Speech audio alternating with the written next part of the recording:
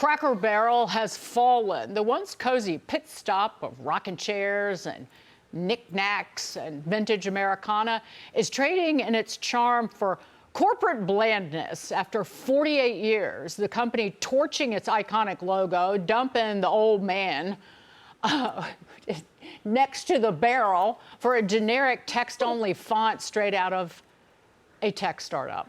The company's stock plunging sharply. Can you plunge sharply? That's redundant, don't care. After the announcement, losing almost $100 million in value in just one day. I called up a family member this morning and said, who wants this? Your family lives in Florida. You can hit it. I called up a family member this morning and said, have you been following the Cracker Barrel story? And the person said, no. What did they do? I said, well, they're doing a rebrand, and they removed the old man and the actual Cracker Barrel from the logo. Yeah. My family member said, well, why in the hell did they do that? And I said, because apparently at a cost of $700 million, 3 marketing firms told him to. Yeah, it's like taking the mascot away from a sports team. Why in the world would you do it? It's the identity, it's the brand. But what amazes me is these chief marketing officers must have gone to the same school that these politicians that are pushing socialist policies went to, because we know the result. We've seen it with Bud Light, with Target, time and time again, Disney even. You go woke, you go broke. It's not just a mantra that sounds catchy. It's actual fact if you look at the data in the market. Investors don't want any part of this, right? Actually do what you do. You can have a brand that is all about old Americana and actually have reliable customers. The market doesn't care if you have a tech startup logo. That's not what... Mike, do you ever look at a logo before you make an investment? Well, I just got to say, what I do look at and what I think about, and like sometimes it doesn't stop me, but if the people running the company hate you, they hate everything you're about, and they hate everything you like about this country, do you really want to do business there? And like, unfortunately for me, that was not enough to deter me from drinking Bud Light.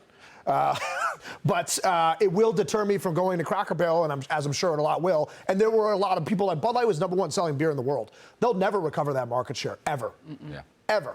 And so why does Cracker Barrel want to do that to themselves, right? Like, who are you going to pick up? All of a sudden, these hip young millennials are going to stop shopping at Sweet Green, and we're going to go to Cracker Barrel? Like, who are you? Like, why? Well, the who are you question is interesting, because is there a trend, is there a generation of business marketing people kind of who all went to the same schools around the same time, and they all kind of have the same philosophy? I don't know what it is. Maybe it's a little bit leftist.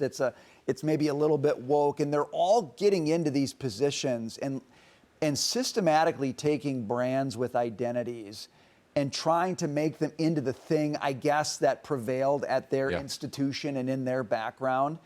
And Cracker Barrel's the latest victim, but Bud Light was in there, and there have been plenty of other examples. I think corporate America's got a problem. Their talent bench, the talent bench right now, that generation that's supposed to be ready to do this, is filled with people who love Cracker Barreling marketing plans. But it goes back to your running complaint about academic institutions. That's where the problem really is. Now it's just infiltrated corporate America. I wish we had the data. There's probably data out there showing that the graduation classes of these chief marketing officers are probably within 4 to 8 years of each other. But it's interesting data point. Target, like the pride of Minnesota. Like, this Target's an unbelievable store to go into. Like, why do they keep getting crushed? Because they hate the people that shop there. Right? Or at least the marketing people do, and the people in the boardrooms don't have the intestinal fortitude to say, shut up, you stupid millennial, you don't know what you're talking about, I'm not going to let you ruin my company. Well, it's funny, Target, I was in Minnesota, that's a world I sort of know a little bit, and I can tell you, the folks I went to business school with are the ones who ended up in marketing roles there, and like, you could see this train coming, like you give these guys a chance to reimagine Target or reimagine Cracker Barrel, and they were going to do it, and they've done it, and the market hates it. But maybe that's the bigger question. Do you need to reimagine everything? A good business is a good... If Tim it ain't Cook, broke, and I know, don't fix it. Tim Cook took over for the most iconic leader ever in Steve Jobs, and what did he change? Nothing. He kept it the same.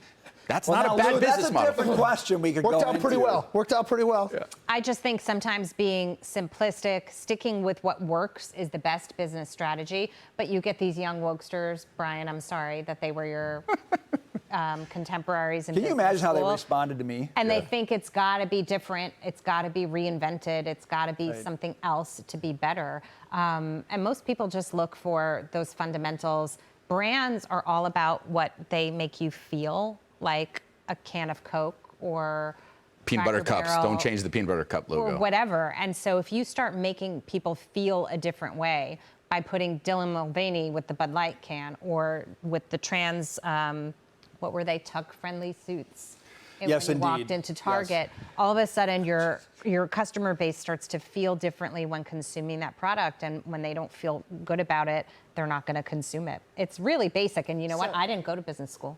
I will tell you what happens really quickly with when a leader or CEO goes out and hires 3 marketing firms. They don't have any ideas. They don't know what they're doing, and they're trying to offload the blame if the turnaround strategy fails on the 3 firms. Look at Chili's and Brinker and Kevin Hochman. Chili's is doing great. He turned it around, but it's his leadership and management that he learned almost 2 decades at Procter & Gamble. So again, you have to make the decisions. It's not about going out and hiring people who don't work in the restaurant business. Sorry. Yeah. I hate marketing firms. They will come in and screw your stuff up. Almost cursed.